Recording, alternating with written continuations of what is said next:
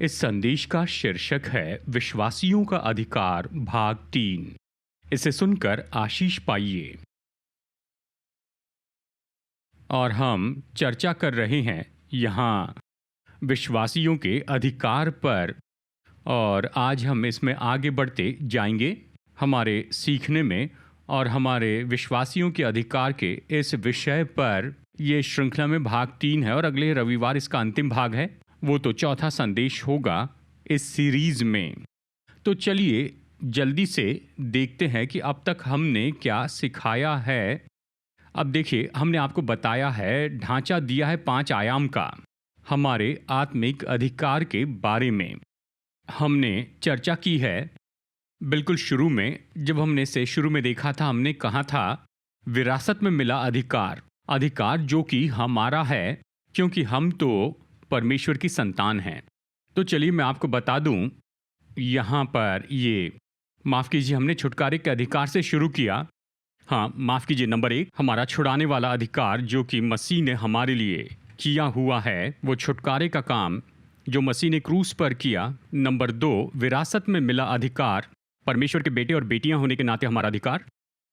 फिर तीसरा है जिसे हमने पिछले रविवार को देखा, हमने हमारा अधिकार का स्थान देखा कि हमारा अधिकार कि हम बैठाए गए हैं परमेश्वर की दाहिनी ओर, मसीह में बैठाए गए हैं। यानी आत्मिक रीति से हर एक व्यक्ति जो कि विश्वासी है वो तो अधिकार के स्थान में बैठाया गया है। तो आप और मैं अधिकार का उपयोग करते हैं उस जगह से, या वो जो ओहदा है कि मसीह में हम हैं। और आज हम यहाँ पर देखने वाले नंबर 4 जो कि दिया गया अधिकार है, मसीह के प्रतिनिधि होने के नाते हमारा अधिकार। अगले रविवार हम देखेंगे सामर्थ के रूप में दिया गया अधिकार, मतलब अभिषेक के कारण मिला अधिकार।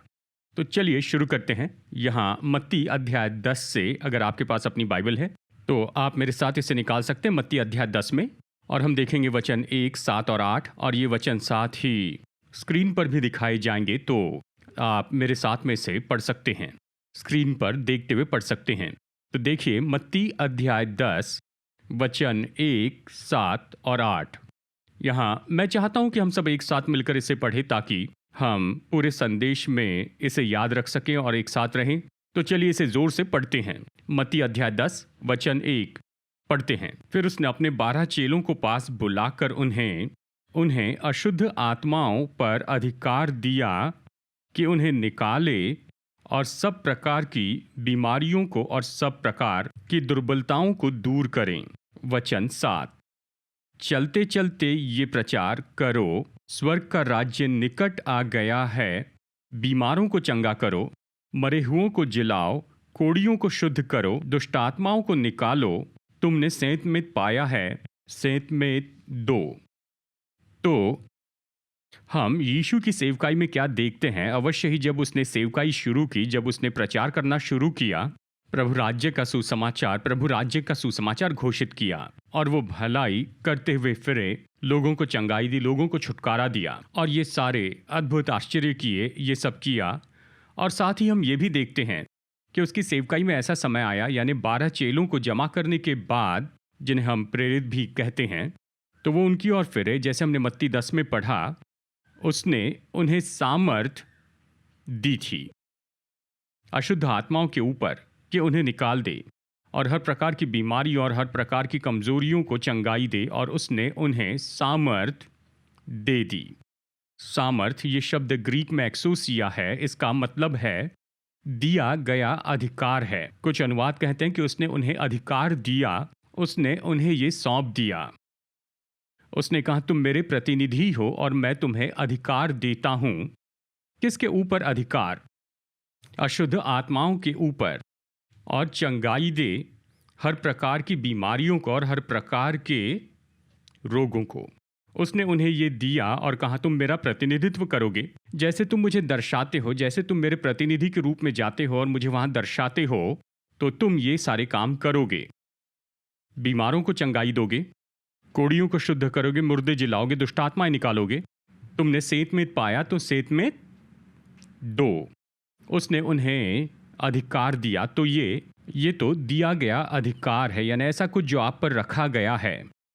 अब हम इसे अपने स्वाभाविक संसार में समझते हैं, जब शायद आपने लोगों को भेजा होगा या फिर कुछ लोगों ने आपको भेजा होगा। तो कहिए कि अगर आप ऑर्गेनाइजेशन में काम करते हैं और वो ऑर्गेनाइजेशन आपको अपने प्रतिनिधि के रूप में कहीं भेजती है कि उस ऑर्गेनाइजेशन के बिजनेस को आगे ले जाएं, तो वहाँ पर आपको ये दिया गया अधिकार है किसी क्षेत्र में, वो आपको अनुमति देते हैं कि वहाँ पर कुछ बातों में काम करें। उस ऑर्गेनाइजेशन की ओर से आप कॉन्ट्रैक्ट साइन कर सकते हैं, आप बड़ी धनराशि के लिए जिम्मेदार हो सकते हैं और आपको ये सौंपा गया है, आपको ये अधिकार दिया गया है और आप उस ऑर्गेनाइजेशन के काम को चला रहे हैं। हम इसे समझ सकते हैं, आपको ऐसा करने के लिए नियुक्त किया है। अब देखिए, इसी तरह से लेकिन बहुत बड़े माप में प्रभु यीशु मसीह उसने आपको नियुक्त किया है और कहा तुम जाकर मुझे दर्शाओ और तुम ये काम कर सकते हो। तुम क्या करोगे? मैं तुम्हें अधिकार देता हूं कि तुम दुष्ट आत्माओं को निकालोगे, कि तुम हर तरह के रोगों और बीमारियों को चंगा करोगे और वो काम करे जो वो कर रहे हैं। अब देखिए, अवश्य ही शायद कोई इस तरह से कहें कि वो तो 12 चेले थे, हम तो साधारण विश्वासी हमारे लिए नहीं है। खैर, आप आगे देखिए कि वहाँ प्रभु यीशु मसीह ने नए नियम में आगे क्या किया। तो मेरे साथ देखिए लूका अध्याय 10। आप पाएंगे कि यीशु ने केवल 12 को ही नियुक्त नहीं किया, उसने इसे और भी 70 लोगों को दिया। तो आप मेरे साथ में देखिए लूका अध्याय 10 और हम खैर वचन 1 यहाँ पर आप इस समय स्क्रीन पर यहाँ पर देख सकते हैं। लूका 10 वचन 1 कहता है, इन बातों के बाद प्रभु ने 70 और मनुष्य नियुक्त किए और जिस जिस नगर और जगह को वो आप जाने पर था उन्हें दो दो करके अपने आगे भेजा। और फिर मेरे साथ में देखिए वचन 17 और 19, लूका 10 वचन 17 और 19। आइए एक साथ इसे पढ़ते हैं। क्या आप सब यहाँ हैं? तो चलिए वचन 17 पढ़ते हैं कि इन 70 लोगों ने क्या किया। वे 70 आनंद करते हुए लौटे और कहने लगे, हे प्रभु, तेरे नाम से भी दुष्ट आत्माएं हमारे वश में हैं, तेरे नाम से। और फिर देखिए यीशु ने वचन 19 में यहाँ पर देखते हैं उसने क्या कहा, देखो मैं तुम्हें सांपों और बिच्छुओं को रौंदने का और शत्रु की सारी सामर्थ पर अधिकार दिया है और किसी वस्तु से तुम्हें कुछ हानि न होगी। कहाँ? अब वो किससे बात कर रहे थे? अब वो यहाँ पर केवल 12 से बात नहीं कर रहे थे, वो तो और 70 लोगों से बातें कर रहे थे। उनके नाम भी यहाँ पर नहीं लिखे हैं। इसका मतलब ये जो अधिकार है जो यीशु ने दिए थे वो तो केवल इसलिए नहीं थे केवल 12 चेलों के लिए, जैसे कुछ लोग विश्वास करना चाहते, क्योंकि देखिए वचन में लिखा है कि उसने ये और भी 70 मनुष्यों को दिया जिनके नाम यहाँ पर नहीं है, और ये तो प्रेरित नहीं थे, वो तो ऐसे लोग थे जो यीशु के साथ चलते थे, यीशु पर विश्वास करते थे, और उसने उन्हें वही अधिकार दिया। और फिर ये जो 70 और मनुष्य, जैसे वचन 17 में पढ़ा, वो बड़े आनंद से लौटे, उत्साहित थे, प्रभु ये हो रहा है, जो आपके द्वारा हो रहा है वो हमारे द्वारा हो रहा है। मेरे साथ में कहिए, जो यीशु के द्वारा हुआ वो मेरे द्वारा होता है। चलिए आनंद से कहते हैं, जो यीशु के द्वारा हुआ मेरे द्वारा होता है। देखिए ये तो दिया गया अधिकार है, ये अधिकार दिया है, और ये 70 वापस आकर बड़े आनंद से कहते हैं, प्रभु कि दुष्ट आत्माएं भी हमारे वश में हैं, तेरे नाम से। देखिए यहीं पर तो ये कुंजी है। जब हम उस दिए गए अधिकार का उपयोग करना चाहते हैं तो ये है उसके नाम में। तो अब सवाल पूछते हैं, क्या हम विश्वासी के नाते आज 2000 साल बाद क्या हम यीशु के नाम का उपयोग करते हैं? हाँ या नहीं? हाँ, उपयोग करते हैं। तो देखिए इन 70 मनुष्यों ने यीशु के नाम का उपयोग किया और दुष्ट आत्माओं को निकाला, और उन्होंने वही कामों को देखा जो उनके द्वारा हो रहे हैं, जो कि यीशु के द्वारा हो रहे थे, और उस नाम ने अपनी कोई भी सामर्थ नहीं खोई है। और सच में हम तो क्रूस की दूसरी ओर हैं। वो तो वहां क्रूस के पहले थे, इसके पहले कि यीशु ने प्रधानता और अधिकारों को निहत्था किया, इसके पहले कि यीशु कब्र में से विजयी होकर जी उठे, और अब हम क्रूस के इस पार हैं। तो फिर कितना ज्यादा आमेन। तो कितना ज्यादा उस नाम के द्वारा होगा। तो विश्वासी के नाते हमारी व्यवहारिक सोच यही है कि हमें बताए कि यीशु मसीह का नाम उतना ही करेगा, वो तो आज उतना ही करेगा, उससे भी बढ़कर करेगा उससे जो उस समय किया था। क्या आप समझ रहे हैं? मैं तो यहां पर केवल ईमानदारी से सच्चाई बता रहा हूं। कई बार हम थियोलॉजिकली रूप में इतनी गड़बड़ी में आते हैं तो हम सच में बुद्धिमत्ता में असमंजसता में आ जाते हैं। बुद्धिमत्ता में ईमानदार हो, व्यवहारिक रूप में सोचिए, हम तो क्रूस के बाद है, तो फिर कितना ज्यादा सामर्थी होगा। यीशु का नाम आज कितना सामर्थी होगा जो विश्वासी के मुंह से निकलता है, जो प्रभु यीशु पर विश्वास करता है। आमेन। तो ये 70 यीशु के पास वापस आया और कहा, प्रभु दुष्टात्मा तेरे नाम से हमारे वश में है। और उसने उन्हें कैसे प्रत्युत्तर दिया? वचन 19 में उसने कहा, मैं जानता हूं कि इस संदर्भ में मैं बहुत से वचनों को ऐसे ही छोड़कर आगे बढ़ रहा हूं क्योंकि हमारे पास इतना समय नहीं है। हम वचन 19 पर गौर कर रहे हैं और यीशु ने कहा, देखो मैं तुम्हें अधिकार देता हूं। ये देना है, मैं तुम्हें अधिकार देता हूं। अगर उसने 70 को दिया तो उसने ये आपको और मुझे भी दिया है। मैं इसे साबित करूंगा, दूसरे वचनों से दिखाऊंगा। उसने कहा, मैं तुम्हें अधिकार देता हूं। क्या करने के लिए? मैं तुम्हें सांपों और बिच्छुओं को रौंदने का अधिकार देता हूं, यानी पूरी तरह से स्वामित्व, यानी सांपों और बिच्छुओं को रौंदने का अधिकार और शत्रु की सारी, सब लोग कहिए सारी, शत्रु की सारी सामर्थ के ऊपर, और किसी तरह से तुम्हारी कुछ हानि न होगी। अब ये बहुत ही दिलचस्प है। प्रभु का धन्यवाद हो, इन दिनों में हमारे पास बाइबल अध्ययन के अच्छे साधन हैं।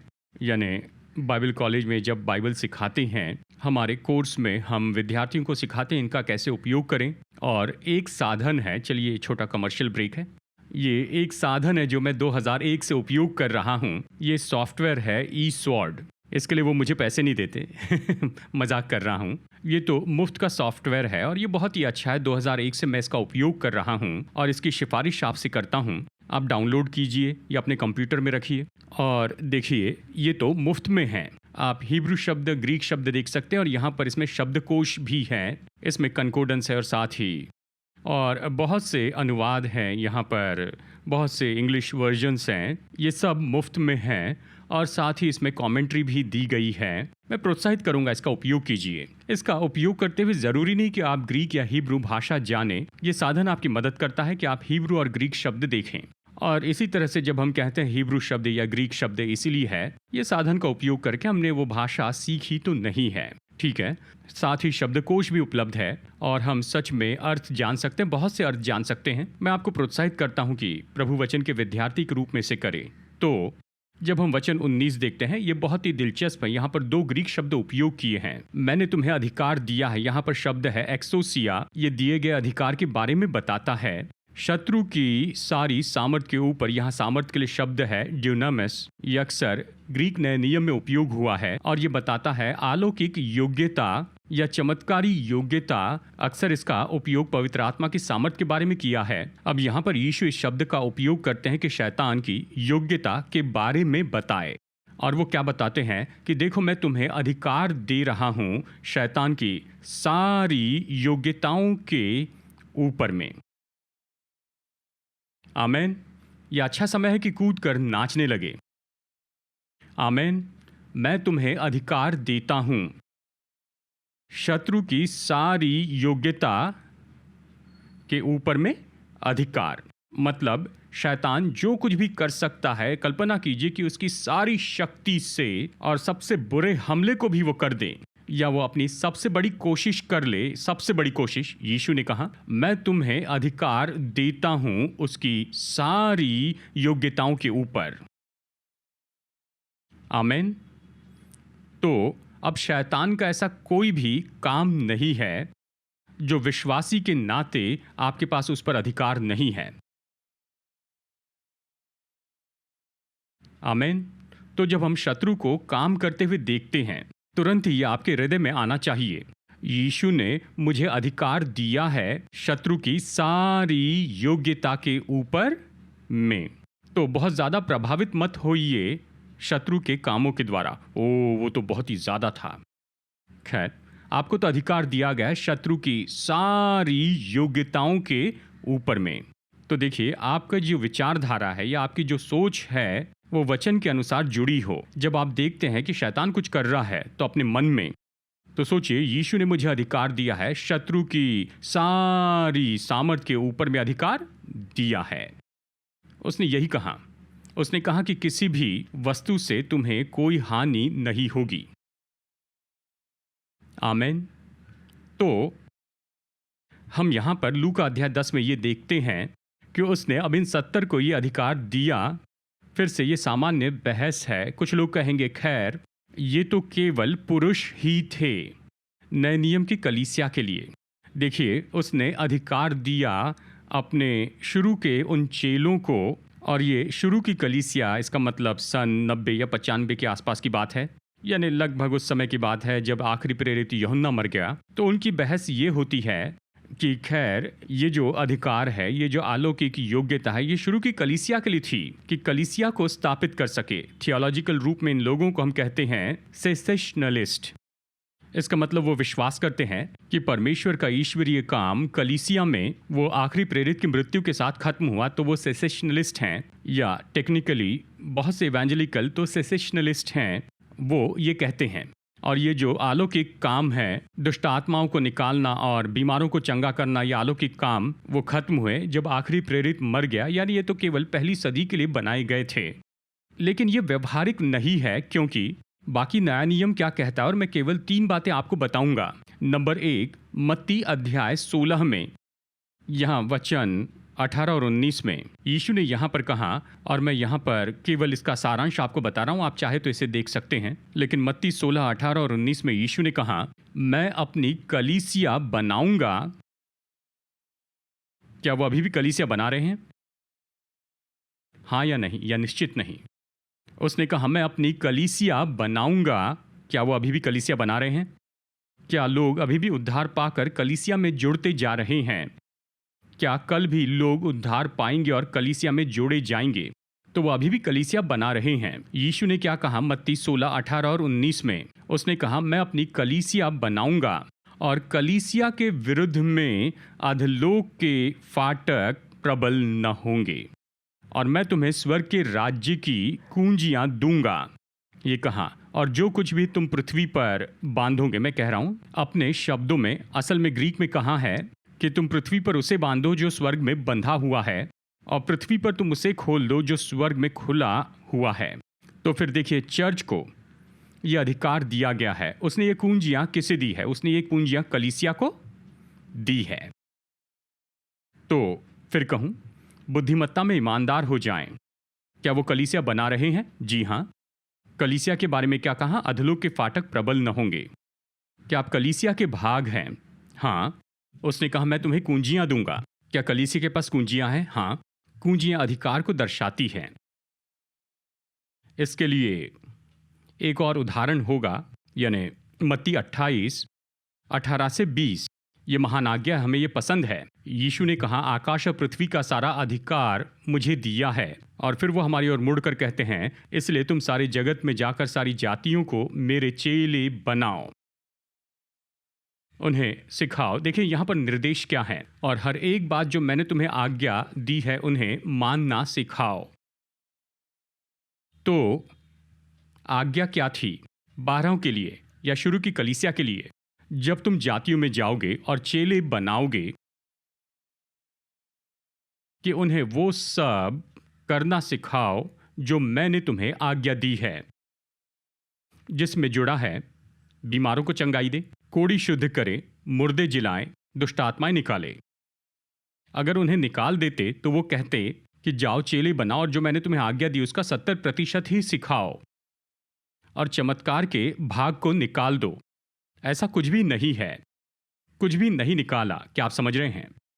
तो फिर प्रेरितों को ये आज्ञा दी गई थी कि वो देते जाएं, आने वाले विश्वासियों की पीढ़ी को वो 100% दे जो कि प्रभु ने उन्हें आज्ञा दी थी। और इसमें शामिल हैं अशुद्ध आत्माओं के ऊपर अधिकार, बीमारों को चंगा करना, कोढ़ी शुद्ध करना। आप समझ रहे हैं? बस समझा रहा हूँ। और फिर तीसरा जिसे हम देखने वाले हैं वो है मरकुस 16, 17 और 18। और आइए यहाँ इन वचनों को पढ़ते हैं। मरकुस 16 वचन 17 और 18। आइए एक साथ मिलकर हम इसे पढ़ते हैं। ये स्क्रीन पर आएगा, अगर आप चाहे तो इसे स्क्रीन से पढ़िए या बाइबल में से पढ़िए। आइए इसे एक साथ मिलकर पढ़ते हैं। तो ये तीसरा कारण है कि हम क्यों कह रहे हैं कि ये जो आज्ञा दी या नियुक्त किया कि ऐसे आश्चर्य कर्म और महान कामों को करते जाएं, ये तो खासकर केवल प्रेरितों के लिए ही नहीं थी या शुरू की कलीसिया के लिए या पहले 100 साल के लिए, लेकिन ये तो आज भी आगे बढ़ते जा रहा है और ये तो निश्चय अंत तक आगे बढ़ते जाएगा, यानी जब तक कि यीशु आकर हमें रैप्चर में उठा न ले। और खैर मैं इसे यहीं पर छोड़ता हूँ। मरकुस अध्याय 16 वचन 17 और 18 एक साथ पढ़ते हैं। विश्वास करने वालों में ये चिन्ह होंगे कि वे मेरे नाम से दुष्टात्माओं को निकालेंगे, वे नई नई भाषा बोलेंगे, वे सांपों को उठा लेंगे और यदि वे प्राणघातक वस्तु भी पी जाए तो भी उनकी कुछ हानि न होगी। वे बीमारों पर हाथ रखेंगे और वे चंगे हो जाएंगे। देखिए यीशु ने क्या कहा, विश्वास करने वालों में ये चिन्ह होंगे मेरे नाम से। तो देखिए जो अधिकार है वो तो उसके नाम में है, ये उस नाम में है। और क्या आज हम उस नाम का उपयोग कर रहे हैं? हाँ, और इसीलिए वो नाम ये करेगा और उसके कारण ये सारे काम हो जाएंगे। मुझे याद है जब मैं स्कूल में था, और ये तब की बात है जब मैं 8वीं में था, यानी मैंने अपना जीवन यीशु को दिया था और मैं ये सारी बातें सीखने लगा कि हम यीशु का नाम उपयोग कर सकते हैं। मैंने कहा इसकी कोशिश करनी चाहिए, कोई बात नहीं, यानी ये सब कुछ सीख कर ऐसा न करे तो ठीक नहीं। तो मुझे याद है, हाँ वो दिन, और मैं तो यहाँ बिशप कॉटन स्कूल में पढ़ता था, यहाँ बेंगलोर में। मैं और 2 स्कूल में जाता था, बॉलविंस बॉयज स्कूल और कैथीड्रल स्कूल। लंच ब्रेक के समय कि सुसमाचार बताऊं, जानते हैं हमारा छोटा लंच ब्रेक होता था 45 मिनट का, लेकिन मैं वहाँ पर जाता था सोमवार, मंगलवार और गुरुवार शुक्रवार को बॉलविंस और बुधवार के दिन कैथीड्रल स्कूल में। मुझे ये बहुत ही अच्छी तरह से याद है, कैथीड्रल स्कूल में मैंने कहा कि आज दोपहर में मैं कोशिश करता हूँ यीशु का नाम। तो मैं वहाँ गया, विद्यार्थी जमा हुए थे, वे सब बैठे थे। मैदान के अंत में वहाँ पर सीढ़ियाँ थी, ये खुला ऐसा स्टेडियम जैसा था, वे सब वहाँ पर बैठे थे। मैं ज़मीन पर खड़ा होकर यीशु का प्रचार कर रहा था, वो सब सुन रहे थे। और फिर मैंने कहा, ये मेरे लिए पहला समय था कि लोगों के सामने ऐसे कहूँ। ठीक है, मैं तो 8वीं में था। मैंने कहा, दोस्तों, कि यीशु मसीह के नाम में अधिकार है और यीशु के नाम में हम बीमारों को चंगाई दे सकते हैं। क्या यहाँ पर कोई है जिन्हें कोई समस्या है? मैं आपके लिए यीशु के नाम में प्रार्थना करूँगा और आप चंगे होंगे, और यह आप सबके लिए चिन्ह होगा कि जो मैं प्रचार कर रहा हूँ वो सच है। और सब बिल्कुल शांत हो गए। और फिर एक लड़का सामने आया और मैंने उससे पूछा, देखिए वहाँ पर बहुत छोटा समूह था, लगभग 25 बच्चे होंगे बैठे थे, और ये विद्यार्थी ग्राउंड पर आ गया। और फिर वो आया, मैंने पूछा क्या समस्या है? पेट दर्द है, यहाँ पर दर्द हो रहा है। तो मैंने सभी को ये बताया, सुनो, ये कह रहा है कि यहाँ पर दर्द है, मैं यीशु के नाम में इसके लिए प्रार्थना करूँगा और दर्द चला जाएगा। सब देख रहे हैं, ठीक है। मैंने प्रार्थना की, यीशु के नाम में मैं इस दर्द को जाने की आज्ञा देता हूँ अभी। मैंने कहा जांच के देखो, उसने कहा अभी भी है। और इसी तरह वो सब हंस पड़े। और मैं इतना डर गया, छिपने के लिए जगह नहीं थी। लेकिन मैं इतना ही जानता था कि फिर प्रार्थना करें। तो मैंने कहा, सुनो, हम एक और बार प्रार्थना करेंगे। मैंने कहा, यह हाथ रखो, यीशु मसीह के नाम में मैं आज्ञा देता हूं कि यह दर्द चला जाए, जांच के देखो। और वो हैरान हो गया, उसने कहा यह चला गया। और फिर तुरंत ही ये सारे विद्यार्थी ताली बजाने लगे। और मैंने उनसे पूछा, तो अब तुम में से कितने लोग यीशु पर विश्वास करते हैं? और सभी ने अपने हाथ उठाए, सभी के हाथ उठे थे। और फिर उस दिन से हर समय जब भी मैं कैथीड्रल स्कूल में गया तो वहां पर विद्यार्थियों की लाइन होती थी, प्रार्थना करवाने की राह देखते थे। और देखिए, मुझे तो देरी होती थी और मैं डर जाता था। यानी मेरे प्रचार के बाद वो लाइन लगाकर खड़े रहते, हर तरह की समस्याएं थी, सिर दर्द, दांत का दर्द, पैर का दर्द सब लाइन में खड़े थे, मेरे लिए प्रार्थना करो। और मुझे स्कूल में वापस आना पड़ता था दोपहर की क्लास के लिए। लेकिन उस समय यही तो हुआ, और फिर यही सब कुछ होने लगा बॉल्विन बॉयज़ और बिशप कॉटन में। मुझे याद है जब ये सब कुछ होने लगा, हम तो मेथोडिस्ट चर्च के भागी थे, इसमें कुछ गलत नहीं था, मैं उनके विरुद्ध में नहीं हूँ, मेथोडिस्ट चर्च के लिए परमेश्वर का धन्यवाद। पर मुझे याद है जब ये सब कुछ होने लगा तब एक व्यक्ति मेरे पास में आए, और खैर वो तो कोई असिस्टेंट पास्टर नहीं थे, पर ऐसे व्यक्ति थे जो लीडरशिप में थे। कहा, मैं तुमसे बात करना चाहता हूँ। मैं तो केवल एक स्कूल स्टूडेंट था और वो तो सेमिनरी से ग्रेजुएट किए थे। कहा, मैं तुमसे बात करना चाहता हूँ। ठीक है, तो डरते और कांपते हुए मैं वहाँ गया। उसने पूछा, मैंने सुना तुम अन्य भाषा में बोलते हो। जी हाँ, बोलता हूँ। अंगीकार किया। हाँ, मैं अन्य भाषा में बोलता हूँ।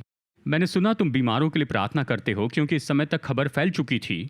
जानते हैं ये पागल लड़का कॉटन्स से ये बीमारों के लिए प्रार्थना कर रहा है, कॉटन्स, बॉल्विन और कैथीड्रल में और ये सब। मैंने सुना तुम बीमारों के लिए प्रार्थना करते हो। मैंने कहा हाँ। कहा, मैं तुम्हें सलाह देता हूं कि तुम ऐसा नहीं करो, क्योंकि बीमारों के लिए प्रार्थना करोगे तो तुम जल्दी दुष्ट आत्माएं निकालने लगोगे। ये भविष्यवाणी पूरी हुई। अगर तुम दुष्ट आत्माओं को निकालने लगोगे तो सारी समस्याओं में फंस जाओगे। मैं घर में आया और मेरे मन में एक विचार आया, बहस करने वाला व्यक्ति अनुभव वाले व्यक्ति को दबा नहीं सकता है। उनके पास में बहस थी, मेरे पास अनुभव था। मैं उत्तर नहीं दे पाया, मुझे पता नहीं था क्या कहूं। बस मुझे बाइबल में से वचन पता थे, तो मैं बस चुप रहा और शांति से वहां से निकल गया। लेकिन वो मुझसे मेरे अनुभव को छीन नहीं पाए। जानते हैं, ये तो ऐसा था, शायद 2 साल पहले या कहिए 3 साल पहले मैं परमेश्वर के उसी दास से मिला। उन्होंने आकर मुझसे कहा, जानते हो आशीष, आज मैं अन्य भाषा में बोलता हूं। जानते हैं, तो परमेश्वर का अपना तरीका है। वो तो एक मेथोडिस्ट सेवक थे जिन्होंने कई साल पहले मुझे ऐसा नहीं करने के लिए कहा था। आज वो कैंप में जुड़ गए। आमेन। लेकिन बात तो यह है, यही बताना चाहता हूं, यीशु मसीह का नाम नहीं बदला है। देखिए, इसके विरुद्ध में बहुत सी बहस हो सकती है। मैं बताना चाहता हूं, इसका उपयोग कीजिए, देखिए ये काम करता है। और बहस तो अनुभव के ऊपर हावी नहीं हो सकती है। जब आप लोगों को चंगाई पाते देखते हैं, जब देखते हैं कि दुष्टात्माएं निकाली गई यीशु मसीह के नाम में, तो कौन बता सकता है कि आज ये काम नहीं करता। लेकिन ये तो अधिकार है जो हम में से हर एक में निवेश किया गया है। चाहे आप एक टीनेजर व्यक्ति हो, यानी कई साल पहले मैं ऐसे ही था, मैं ये सब कुछ शुरू कर रहा था, या 40 साल के हो या 50 साल के हो, जो भी हो, आपके पास अधिकार है कि यीशु के नाम का उपयोग करें। आपको नियुक्त किया गया है कि ऐसा करें। आमेन। तो चलिए जल्दी से समझने की कोशिश करते हैं कि इसका क्या अर्थ है, कि उस नाम का कैसे उपयोग करें और हम इसके साथ क्या कर सकते हैं। कुछ बातें हैं। देखिए, दिया गया अधिकार तो बस यही है। जब आप कहते हैं यीशु के नाम में, इसका मतलब आप कह रहे हैं, मैं यहां पर हूं, उसे दर्शाता हूं, उसकी जगह पर खड़ा हूं कि उसके लिए काम करूं, और बिल्कुल वही करूं जो वो खुद करते यदि वो यहां पर होते तो। यही तो आप कह रहे हैं जब आप ये कहते हैं यीशु के नाम में। आप कह रहे हैं, मैं यहां हूं और मैं यीशु को दर्शाता हूं, उसकी जगह पर खड़ा हूं कि उसके लिए काम करूं, और बिल्कुल वही काम करूं जो वो यहां पर खुद होते तो करते। क्या आप समझ रहे हैं? ये बड़ा आदर, बड़ा सौभाग्य है कि हम ये कहें कि यीशु के नाम में, आप तो काम में ला रहे हैं आपको दिए गए अधिकार को। आप तो उस अधिकार का उपयोग कर रहे हैं जो उसने आपके जीवन पर रखा है। जब आप कहते हैं यीशु मसीह के नाम में, तो आइए इसे एक साथ कहते हैं और ये बात आपके भीतर में उतर जाए। तो कहिए, जब मैं कहता हूँ यीशु के नाम में, इसका अर्थ है मैं यहाँ पर खड़ा हूँ, यीशु को दर्शाता हूँ कि उसके लिए काम करूँ, कि बिल्कुल वैसे ही करूँ जो वो खुद करते यदि यहाँ पर होते तो। आमीन। आपको यही करने के लिए नियुक्त किया है, कुछ और करने के लिए आपको नियुक्त नहीं किया। आपको उसी के लिए नियुक्त किया कि बस वही करे जो वो खुद करते। तो जरा सोचिए, आप सुसमाचार पढ़ते हैं, आप देखते हैं कि यीशु ने क्या किया अलग अलग घटनाओं में, बस उसी के अनुसार करते हैं, बस वैसे ही करते हैं, क्योंकि आप वही करने के लिए नियुक्त किए गए हैं कि आज उसका नाम उपयोग करें। आमीन। और ये आपके और मेरे बारे में नहीं, उसके नाम के बारे में है। यानी उस नाम में क्या है और उस नाम के पीछे कौन है। हम तो केवल दर्शाने वाले हैं, हम तो केवल प्रतिनिधि हैं, हम तो ऐसे लोग हैं जो नियुक्त किए गए हैं। हम नियुक्त किए गए हैं इसलिए हमारे पास अधिकार है, पर आपको वैसे काम करना होगा जिसके लिए नियुक्त किए गए हैं। आपको उस व्यक्ति के जैसे सोचना है और आपको बाहर निकलने की इच्छा रखनी है कि वो करे जो यीशु करते। यदि वो वहाँ उस परिस्थिति में होते, वो क्या करते? जब उसने बीमार व्यक्ति को देखा तो चंगाई के लिए अपना हाथ बढ़ाया, या किसी परेशान या दुष्टात्मा से ग्रसित व्यक्ति को देखते तो क्या करते? अपना हाथ बढ़ाते कि उन्हें आज़ाद करें। और वो क्या करते जबकि वहाँ पर लोग बहुत ही परेशान परिस्थिति में थे? वो तो अपना हाथ बढ़ाते ताकि उस परिस्थिति को ही बदल दे। आपको और मुझे इसी के लिए नियुक्त किया गया है। क्या आप विश्वास करते हैं? केवल 2 लोग, क्या आप विश्वास करते हैं? आमीन। तो इस अधिकार का उपयोग करने के कुछ तरीके क्या हैं? तो संदेश खत्म होने के पहले कुछ सरल कुंजियां दूं। देखिए, हम जो शब्द बोलते हैं उसके द्वारा अपने अधिकार का उपयोग करते हैं। हमें अधिकार के शब्द बोलना सीखना चाहिए। शैतान हमारे मन को नहीं पढ़ सकता है। तो ये मत सोचिए शैतान जानता है, वो आपका मन नहीं पढ़ सकता। वो तो आपकी सोच में गलत विचार डालते चला जाता, पर वो ये नहीं जानता आपने उस विचार को स्वीकार किया या नहीं। वो केवल तब जानेगा जब आप उसे बोलेंगे।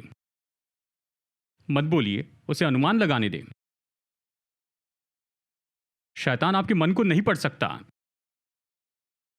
तो हमें अधिकार के शब्दों को बोलते जाना है। और आप यीशु की सेवकाई में देखिए, जब उसने लोगों की सेवकाई की, उसने कहा, उसने हवा और लहरों से कहा, उसने कहा कि इन मशकों को तुम पानी से भर दो। उसने अंजीर के पेड़ से कहा, उसने आज्ञा दी कि बीमारियां चली जाए। उसने ज्वर से कहा,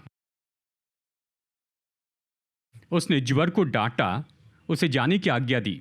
तो उसने बोला, क्योंकि अधिकार का उपयोग किया जाता है बोलने के द्वारा। बहुत महत्वपूर्ण है। और अवश्य जब हम शब्द कहते हैं तो हम कहते हैं यीशु मसीह के नाम में। जब आप कहते हैं यीशु के नाम में और जब आप आज्ञा देते हैं तो आप अपने अधिकार का उपयोग कर रहे हैं। तो अब 3 सरल तरीके जिन्हें हम बहुत जल्दी से देखेंगे। नंबर 1 यह है सामना करना, मतलब आप अधिकार का उपयोग कर रहे हैं कि रक्षा करें, और बचाए मतलब सामना कर रहे हैं, यानी आप सुरक्षा करने लगते हैं, उसका विरोध करते हैं, विरुद्ध में खड़े होते हैं, सामना करते। दूसरी बात है आप बांध सकते हैं या खोल सकते हैं या गिरा सकते हैं। ये सारी क्रियाएं हैं जो मुंह के शब्दों द्वारा करते हैं। आप बांध सकते हैं, खोल सकते हैं, गिरा सकते हैं, ये सब बताएंगे। या तीसरा है कि आप निकाल सकते हैं, मतलब आप बढ़ने के लिए इसका उपयोग कर सकते हैं। इसका मतलब जल्दी से देखते हैं, व्यवहारिक रूप में देखते हैं। सामना करें, याकूब 4:7 कहता है। आइए इसे एक साथ पढ़ते हैं। याकूब 4:7, इसलिए परमेश्वर के अधीन हो जाओ और शैतान का सामना करो और वो तुम्हारे पास से भाग निकलेगा। सामना करें, सामना करें मतलब देखिए, हमारी भाषा में देखिए इसके 2 अर्थ हो सकते हैं। सामना करने का एक तरीका है जैसे कि आप एक प्लेट जलेबी देखते हैं, परीक्षा का सामना करें तो आप जलेबी की ओर दौड़ते नहीं, उससे दूर भागते हैं। सामना करना समझने के लिए एक तरीका है, पर यहां पर सामना करो जो शब्द आया है याकूब 4:7 में, वो है कि उसके विरुद्ध में खड़े रहें, उसका विरोध करे, उससे दूर न भागे, पर उसकी ओर दौड़कर उसका विरोध करे। समझ रहे हैं? तो अभी इसे यहां पर बदल दीजिए, जलेबी को हटाकर शैतान रखिए। तो जब शैतान आता है तो सामना करे, उससे दूर नहीं भागना है पर उसकी ओर जाना है, विरोध करे, शैतान का सामना करें और वो भाग जाएगा। वो भागने का काम करेगा, बस आप खड़े रहिए। आमीन। सामना करें। उदाहरण के लिए, अगर कोई बीमारी आप पर आ रही है, आप परमेश्वर का वचन लीजिए जो कि आत्मा की तलवार है। आपने सुना, शैरोन ने बताया था, परमेश्वर का वचन ले जो कि आत्मा की तलवार है, यानी वचन और यीशु का नाम। आप कहिए, यीशु के नाम में मैं इस बीमारी का इनकार करता हूं। मतलब आप उसे नहीं कह रहे हैं, आप उसका इनकार नहीं कर रहे, शरीर में महसूस कर रहे हैं, लेकिन जरूरी है इनकार करें। तो यीशु के नाम में मैं इस बीमारी का इनकार करता हूं। इस बीमारी का आप नाम लीजिए, सिर दर्द, पेट दर्द या जो भी हो, या बहुत गंभीर बात हो, उसका नाम लीजिए। मैं इसका इनकार करता हूं जो मेरी देह में आई। मेरी देह तो परमेश्वर का मंदिर है। यीशु ने जो कोड़े खाए उससे मेरी देह तो चंगी हो गई। तो आप सामना कर रहे हैं। बाइबल कहती है शैतान का सामना करो और वो भाग जाएगा। तो आपको सामना करना है, नहीं कहना है, यानी आपको उसके सामने जाना होगा, मतलब उसे आपको रोकना होगा, तो सामना करना होगा।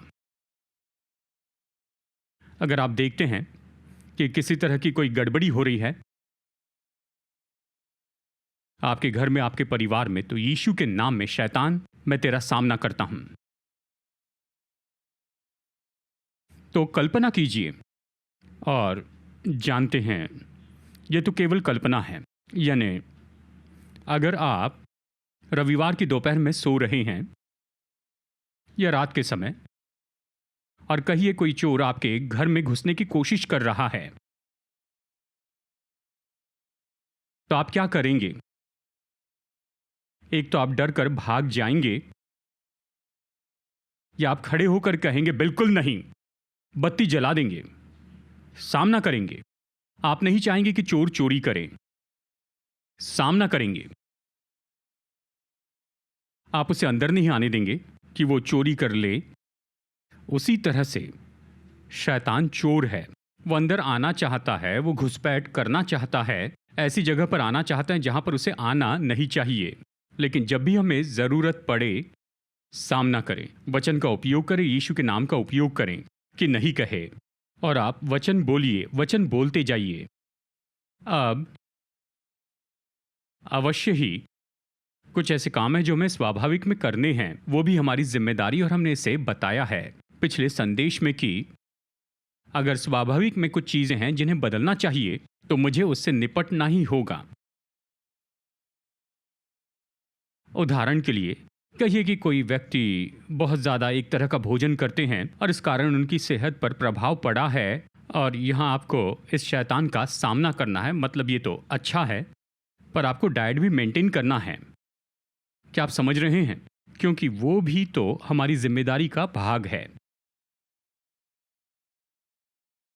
क्या आप मेरी बात समझ रहे हैं? तो देखिए, यहाँ पर इसका स्वाभाविक भाग है। मैं ये नहीं कहूँगा कि सारी बातों के लिए आत्मिक भाग होता है, नहीं, उसका स्वाभाविक भाग है। तो स्वाभाविक में जो होता है उसे कीजिए, लेकिन जब आप जानते हैं शत्रु से, तो सामना करें, सामना करें।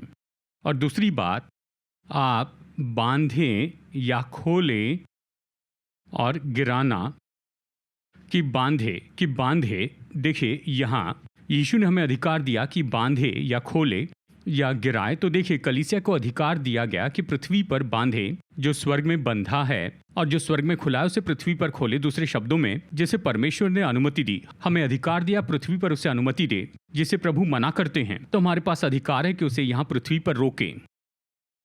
ये बांधना और खोलना है। यानी बांधना तो ऐसा है जैसे आप किसी मनुष्य का हाथ बांधते हैं, यानी उस परिस्थिति में उसे कोई काम करने नहीं देते हैं। तो अगर आप देखते हैं कि शैतान कुछ कर रहा है तो कहिए, शैतान तुझ पर अधिकार लेता हूं, यीशु के नाम में जो तू कर रहा है उससे मैं बांधता हूं। इसका मतलब आप तो शैतान को निष्क्रिय कर रहे हैं, यानी उस परिस्थिति में। इसका मतलब ये नहीं कि आप नरक की सारी दुष्ट आत्माओं को बांध रहे हैं, नहीं नहीं, उस परिस्थिति में शैतान जो कर रहा है उससे आप रोक रहे हैं, आप उसे काम करने से रोक रहे हैं। पर आपको कहना होगा, शैतान मैं तुझे बांधता हूं, मैं गड़बड़ी की आत्मा को बांधता हूं, मैं धोखे की आत्मा को बांधता हूं। यीशु के नाम में आपको इस तरह से बोलना सीखना होगा। मैं उन सारी दुष्ट आत्माओं को बांधता हूं जो मेरी टीम में गड़बड़ी लेकर आती हैं। आप अगर टीम की अगुवाई कर रहे हैं और लोग एक दूसरे से बैर रखते हैं और उसमें बहुत सी दुश्मनी है, निश्चय इसके लिए स्वाभाविक भाग है, आप इसके लिए कुछ ट्रेनिंग कर सकते हैं, लेकिन साथ ही आत्मिक में इस पर अधिकार लें। क्या आप सुन रहे हैं? और फिर आता है खोलना। खोलना मतलब उसे अनुमति देना, छोड़ना, ये कहना कि मैं इस परिस्थिति में इसे लेकर आता हूं। यानी कहिए कि मैं परमेश्वर की कृपा को खोलता हूं, मैं परमेश्वर की आशीषों को खोलता हूं कि वो इस परिस्थिति पर आए, मैं परमेश्वर की शांति को खोलता हूं कि इस परिस्थिति पर आ जाए या इस व्यक्ति पर, इस तरह। अब उदाहरण के लिए देखिए कि यीशु ने क्या किया लूका 13, 11 और 12 में। क्या आप मेरे साथ में या घर चले गए हैं? ठीक है, साथ में हैं। लूका अध्याय 13 वचन 11 और 12 आइए पढ़ते हैं। ये कहता है कि वहां एक स्त्री थी जिसे 18 वर्ष से एक दुर्बल करने वाली दुष्टात्मा लगी थी। वो कुबड़ी हो गई थी और किसी रीति से सीधी नहीं हो सकती थी। यीशु ने उसे देखकर बुलाया और कहा, हे नारी, तू अपनी दुर्बलता से छूट गई है। मतलब जरा सोचिए कि ये जो स्त्री थी वो तो हॉस्पिटल में गई थी, हर तरह के हॉस्पिटल में। प्रभु का धन्यवाद, प्रभु का धन्यवाद। अच्छा है कि आप डॉक्टर के पास जाकर खुद को चेक कर लिए, लेकिन मैं कहता हूं यदि ये स्त्री हॉस्पिटल गई, उन्होंने स्कैन करवाया, उन्होंने कहा तुम्हें कुछ नहीं हुआ है क्योंकि दुष्टात्माएं स्कैन में नहीं दिखती हैं, सब ठीक है, तुम्हें कुछ नहीं हुआ है, क्योंकि वो तो दुर्बल करने वाली आत्मा से बंधी हुई थी। यीशु ने क्या किया? कहा, हे नारी, मैं तुझे आजाद करता हूं, तू छूट गई है अपनी निर्बलता से, अपने बंधन से छूट गई है। तो आपको ऐसा करने के लिए नियुक्त किया गया है। कहिए, यीशु के नाम में मैं इस व्यक्ति को स्वतंत्र करता हूं। अब कोई आता है बुरी लतों से किसी बंधन में, और देखिए ऐसे लोगों की गवाही है जो तुरंत ही छुटकारा पाए। देखिए, मैं इसके विरुद्ध में नहीं कि हम वहां पर सलाह देने के समय में से होकर जाए, रिहैब या मदद के किसी तरह से, ठीक है, वैसा करने का एक तरीका है, लेकिन निश्चय ही ये यीशु में एक कदम तो है कि उसके नाम में सारे बंधन तुरंत ही तोड़े जाते हैं। ऐसे भी लोग हैं जो कलीसिया के भाग हैं लेकिन ऐसी बातों से परेशान थे, और वो तो बस ऐसे कई साल के बंधन से छुटकारा पाए, बस पल भर में चला गया। क्या हुआ? वो अपने बंधन से छुड़ाए गए थे। एक तो बांध सकते हैं या फिर खोल सकते हैं। आपके पास ये अधिकार है कि ऐसी सेवकाई करें। लोगों से कहिए, यीशु के नाम में मैं तुम्हें डर से स्वतंत्र करता हूं, और मैं तुम्हें स्वतंत्र करता हूं इन सारी चीजों से जो तुम्हें सताती हैं। देखिए, आप बांध सकते, खोल सकते हैं और गिरा सकते, यानी दृढ़ गढ़ों को गिरा सकते हैं। देखिए, ये दृढ़ गढ़ तो सामान्य रूप में ये दिमागी होता है। ये तो ऐसा गढ़ है जो मन में बना होता है, विचार और धोखे की बातें, यानी शत्रु उनके मन के एक क्षेत्र को अपने कब्जे में किया है, और इसी के कारण वो तो बंधवाई में पड़े हैं, यानी किसी तरह की सोच विचार के और ऐसी बातें जो कि हारा हुआ महसूस करवाते हैं। तो कई बार सलाह जो है उस दृढ़ गढ़ को एक एक ईंट करके निकालते जाता है, और कई बार बस एक पल में ही वो पूरा दृढ़ गढ़ ऐसे ही गिराया जाता है, क्योंकि आपके पास अधिकार है कि दृढ़ गढ़ों को ढा दे। क्या आप सुन रहे हैं? और फिर अंत में हम यहां पर पढ़ते हैं निकालना, यानी आप जबरदस्ती उसे निकालते हैं। निकालना मतलब जबरदस्ती उन्हें निकाल देना है, यानी ये ऐसी दुष्ट आत्माएं और आत्माएं हैं जो उस जगह को घेरे हैं। और इस पर एक वचन बताऊंगा कि अभी आप मेरे साथ में जुड़े हैं। ठीक है, मत्ती अध्याय 8 वचन 16। तो आइए इसे एक साथ मिलकर पढ़ते हैं। जब संध्या हुई तब वे उसके पास बहुत से लोगों को लाए जिनमें दुष्टात्माएं थी, और उसने उन आत्माओं को अपने वचन से निकाल दिया और सब बीमारों को चंगा किया। उसने आत्माओं को कैसे निकाला? जोर से बोलिए। उसने दुष्ट आत्माओं को अपने वचन के द्वारा निकाला। उसने उन पर पवित्र पानी नहीं छिड़का, उसने क्रूस का चिन्ह भी नहीं बनाया, उसने लकड़ी का क्रूस भी नहीं हिलाया। उसने उन दुष्ट आत्माओं को अपने वचन के द्वारा निकाला। उसने नहीं कहा यीशु का लहू, यीशु का लहू, यीशु का लहू, यीशु का लहू, यीशु का लहू। उसने ये नहीं कहा। उसने अपने वचन के द्वारा दुष्ट आत्मा को निकाला। आज्ञा का वचन, उसने कहा निकल जा। क्या आप सुन रहे हैं? क्योंकि कई बार हम अपने धार्मिक मनोदशा में ये सब करने की कोशिश करते हैं, पर यीशु ने ऐसे नहीं किया। यीशु का अनुकरण करें, वो सच्चे आदर्श हैं। उसने दुष्ट आत्मा को निकाला अपने वचन से ही। तो हमें यह अधिकार दिया गया है और हम उसका सामना कर सकते हैं। हम बांध सकते हैं, खोल सकते हैं, गिरा सकते हैं और हम निकाल सकते हैं। देखिए, अगर कोई परेशानी है, कोई परिस्थिति है, तो कहिए यीशु के नाम में दुष्ट आत्मा मैं आज्ञा देता हूं कि निकल जाए, अशुद्ध आत्माएं निकल जाए। आपको चीखने चिल्लाने की कोई जरूरत नहीं है, कूदने की कोई जरूरत नहीं। दुष्ट आत्मा इसलिए नहीं निकलेंगी क्योंकि आप चीखे या चिल्लाए। आप अधिकार के साथ कहिए कि निकल जा। अब देखिए, अब हम आपको ये जो बता रहे हैं, ये तो ऐसी चीजें जो अपने व्यक्तिगत जीवन में हम उपयोग कर सकते हैं। कुछ लोग कह रहे होंगे कि पास्टर आप इन सारी बातों के बारे में क्यों बता रहे हैं? ये तो केवल जो सेवा में हैं उन्हीं लोगों के लिए है, जो पूरे समय की सेवकाई में है या जो प्रचार करते हैं, यानी जो गांव में प्रचार करते हैं, उन्हें तो दुष्ट आत्मा निकालनी चाहिए। आप ये हमें क्यों बता रहे हैं? क्या आप जानते हैं, देखिए कुछ समस्या, ये नहीं कह रहा कि सभी, हमारी कुछ समस्याएं जिनका हम सामना करते हैं या कर रहे हैं, उनसे सच में व्यवहार कर सकते हैं पूरी सफलता के साथ, हमारे आत्मिक अधिकार का उपयोग करते हुए। और कई बार क्योंकि हम अपने आत्मिक अधिकार का उपयोग नहीं कर रहे हैं, इसलिए हम समस्याओं में से जाते हैं। देखिए, उदाहरण के रूप में बताता हूं, मैंने ये आपको पहले भी बताया है।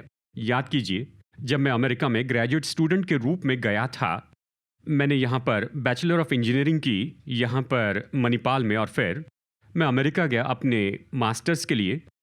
वहाँ पर इंजीनियरिंग की मास्टर्स डिग्री की, और मैं सोचता हूँ ये तो उस साल के सर्दियों का समय था और अगले साल का, हाँ, तो मैं वहाँ पर गया और ये मेरे लिए फर्स्ट ईयर था। मैं वहाँ पर बहुत ही निराशा के समय से गया, कुछ समय के लिए। मतलब वो तो मेरे लिए बिल्कुल पसंद वाली बात नहीं थी। मैं तो हमेशा ऊर्जा से भरा जीवन से प्रेम करता, अगले व्यक्ति को ढूंढता कि उन्हें सुसमाचार बता सकूं या और कुछ करूं। मुझे याद है उस समय में शायद ऐसी बहुत सी बातें थी जिनके कारण ये सब कुछ हो रहा था, लेकिन मेरे जीवन में ऐसा कुछ हो रहा था। मैं तो सो रहा था लगभग, यानी 12 से 14 घंटे तक। सामान्य रूप में मैं 6 घंटे सोया करता था, लेकिन अचानक ही मैं ज़्यादा सोने लगा। मैं उठता, लैब में जाता अपने रिसर्च के लिए, उस दिन की क्लास अटेंड करता, फिर घर में वापस आता, खाकर सो जाता। और मैं तो खो चुका था, जानते हैं वो सारा, यानी जिंदगी का जुनून और वो सब। और ऐसा कुछ महीनों तक होते रहा, और फिर मैंने जाना कि कुछ ना कुछ तो गलत है। मैं ऐसा नहीं हूं, मुझे ये पसंद नहीं है, मुझे इससे बाहर निकलना है। तो मैंने क्या किया? मैं सामान्य रूप में ऐसा नहीं हूं। तो मैंने बस शुरू किया कि मैं सवाल पूछूं कि क्या हो रहा है। और मैंने परमेश्वर का वचन बताया था। इन बातों पर दूसरे लोगों को आत्मिक यानी दृढ़ गढ़ों को ढा देने के बारे में बताया था, लेकिन मुझे सच में पता नहीं था कि मैं जिसमें से होकर जा रहा हूं उसके पीछे कारण क्या है, क्योंकि बहुत सी बाहरी बातें थी।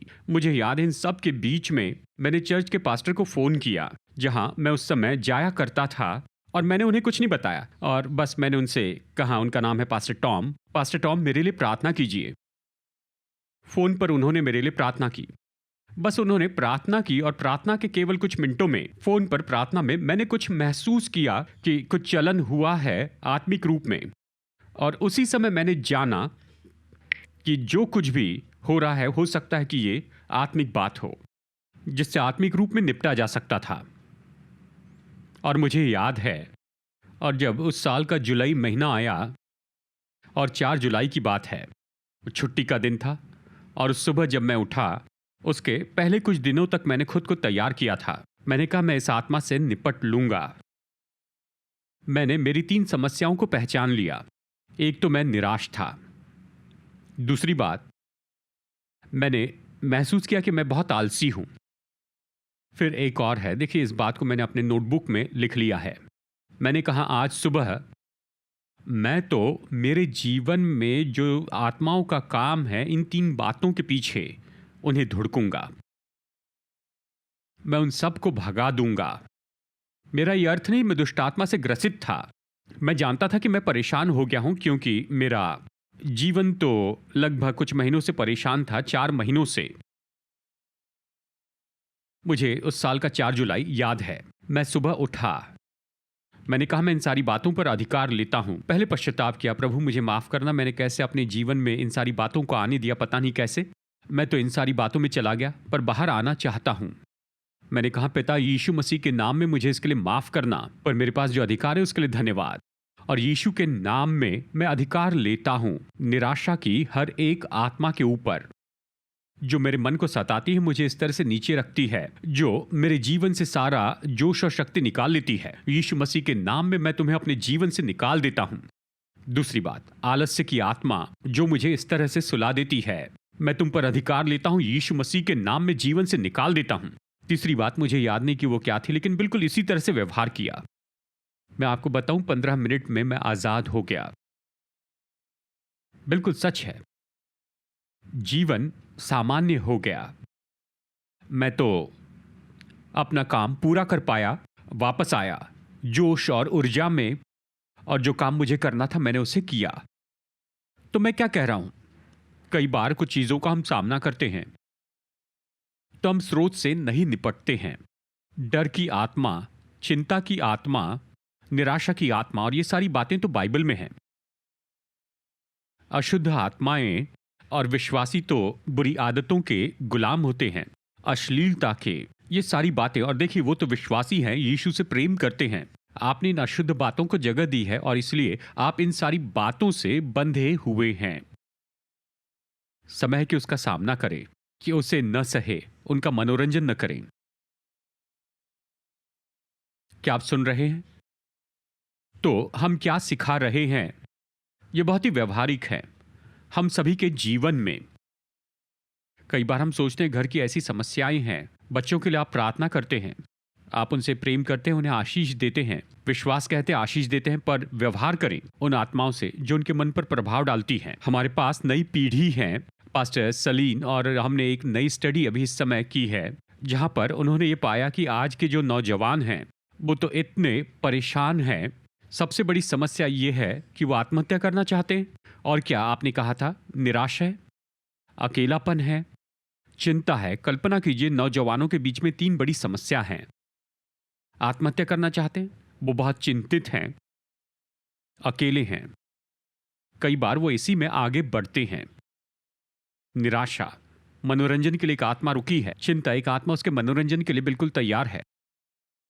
तो क्या करें? स्वाभाविक में हमें जो करना है वो तो करना है, लेकिन आपको उसके आत्मिक पहलू से भी व्यवहार करना है। माता पिता, यह आपकी जिम्मेदारी है कि अपने बच्चों के लिए लड़े। आत्मा में आप बांधिए, कहीं मैं चिंता की आत्मा पर अधिकार लेता हूं जो मेरे बेटे या बेटी को सताती है। डर की हर एक आत्मा पर अधिकार लेता हूं जो मेरे बच्चों को परेशान करती है। मैं धोखा देने वाली हर एक आत्मा पर अधिकार करता हूं जो उनके मन में धोखा लेकर आना चाहती है। आप उस पर अधिकार लीजिए। माता पिता सुन रहे हैं? तो हम यहां पर क्या सीख रहे हैं? ये बहुत ही व्यवहारिक ऐसी बात है हमारे जीवन में। अगर आप अपने अधिकार में होकर काम नहीं करते हैं तो आप उसे बर्बाद कर रहे हैं जो परमेश्वर ने आपको दिया है। उस अधिकार का उपयोग करते चले जाए। आमेन। अभी कुछ समय में हम प्रार्थना करेंगे तो हम इसका उपयोग करते चले जाएंगे, यीशु के नाम का उपयोग करेंगे। और देखिए, परमेश्वर का वचन, मैं चाहता हूं कि हमारे लिए इसकी प्रार्थना करें। इसके पहले कि हम यहां से जाए, ऐसी बहुत सी अद्भुत गवाही आई है। मुझे एक गवाही याद है, ये तो हमारे पिछले ऑडिटोरियम में हुई थी। एक नौजवान आए थे और मैंने तो उनसे व्यक्तिगत मुलाकात भी नहीं की। वो आकर पीछे बैठ गए और उस समय देखिए, वो एक ही सभा में आए थे और जब वो सभा में उपस्थित होने के लिए आए थे, वो पूरी गड़बड़ी में पड़े थे। उनका जीवन गड़बड़ी में था, ड्रग्स और सारी बातों में था। वो तो बस आकर एक ही सभा में बैठे थे, वो भी पीछे। और उस सभा में किसी ने व्यक्तिगत रीति से उनके लिए प्रार्थना नहीं की, लेकिन उन्होंने गवाही दी। मैंने उनकी गवाही सुनी है। उन्होंने पूरा छुटकारा पाया। बस एक सभा में आए थे यहां बेंगलोर से, वो दिल्ली में वापस गए और वहां देखिए, उनका जो जीवन था वो पूरी तरह से आजाद हुआ। फिर वो कलीसिया में जुड़ गए और कलीसिया में सेवा कर रहे हैं। लेकिन वो यहां केवल एक सभा में आए थे और यीशु ने उन्हें छुटकारा दिया। आमीन। तो फिर आज जैसे हम प्रार्थना करते हैं, जरूरी नहीं कि सामने और हम आप पर हाथ रखें, लेकिन देखिए, निश्चय छुटकारा है, उस नाम में सामर्थ है। यीशु आपके लिए जो कुछ भी करेंगे, अगर वो आपके पास व्यक्तिगत रूप में आते, आज ही आप अपेक्षा करें कि आपके साथ यही हो। क्यों? उसके नाम के कारण। उसका नाम, उसने कहा, जहां 2 या 3 मेरे नाम से जमा हो, मैं वहां हूं। मेरे नाम में दुष्ट आत्माओं को निकालो, बीमारों को चंगा करो, कोढ़ी शुद्ध करो, ऐसे काम करो। मैं जो करता वही करो। आज यीशु आपके लिए क्या करते अगर वो आपके साथ खड़े होते? तो अभी वही होने की अपेक्षा कीजिए। आज सुबह उसके नाम के कारण। आमीन। आप जो देख रहे हैं, आप चाहे जहां भी हो, जैसे हम प्रार्थना करते हैं, अपेक्षा करें कि यह आपके साथ में हो। जो यीशु करते अगर वो आपके सामने खड़े होते, तो उसके नाम के कारण हम उस नाम को पुकारेंगे और उसके नाम में चंगाई है, छुटकारा है और विजय है, ईश्वरीय हस्तक्षेप है। आमीन। मैं विनती करता हूं कि आइए हम सब लोग खड़े हो जाए। इस समय हम परमेश्वर से प्रार्थना करें, अपने दिल को तैयार करें। और निश्चय में यहां पर सरल प्रार्थना करूंगा, उस नाम में हम एक साथ प्रार्थना करेंगे और अपेक्षा कीजिए कि आज आपके साथ में कुछ होगा। और आप लोग जो घर में हैं, अपेक्षा कीजिए कि आपके साथ कुछ हो। धन्यवाद। हालेलुया। बस एक सरल प्रार्थना करेंगे। यीशु आपके लिए क्या करते अगर वो आपके साथ में खड़े होते? उसने हमसे कहा है कि हम उसका नाम लेते जाएं। कि आप उसके नाम को पुकारेंगे और कहेंगे, यीशु, यीशु आपके नाम में मुझे ये चाहिए। शायद ये आपके शरीर में चंगाई हो या आज़ाद होना है अपने मन में, अपनी भावनाओं में, या कोई परिस्थिति होगी या फिर कोई पारिवारिक परिस्थिति होगी, मुझे पता नहीं है। और ये तो कुछ भी हो सकता है। यीशु आपके लिए क्या करते अगर वो यहाँ पर आपके साथ में होते? प्रभु यीशु मसीह, हम आपका धन्यवाद देते हैं कि हमें आपके नाम का उपयोग करने का सौभाग्य और आदर मिला है। तो फिर उस नाम में हम अधिकार लेते हैं। दुष्ट के हर एक काम पर, शत्रु के हर एक काम पर प्रभु यीशु मसीह के नाम में मैं आज्ञा देता हूं कि शत्रु का हर एक काम तोड़ दिया जाए, कि नाश किया जाए और हर एक दुर्बलता की आत्मा चली जाए। हर एक आत्मा जो दुर्बलता लेकर आती है, चाहे उनका जो भी नाम हो, चली जाए प्रभु यीशु के नाम में और चंगाई होते जाए, छुटकारा होते जाए। हर एक आत्मा जो लोगों के मन को सताती है, चाहे जो भी हो, चाहे जो भी नाम हो, चाहे चिंता हो या डर हो या निराशा हो, हताश होना या गड़बड़ी हो या नींद ना आना हो, चले जाए प्रभु यीशु के नाम में।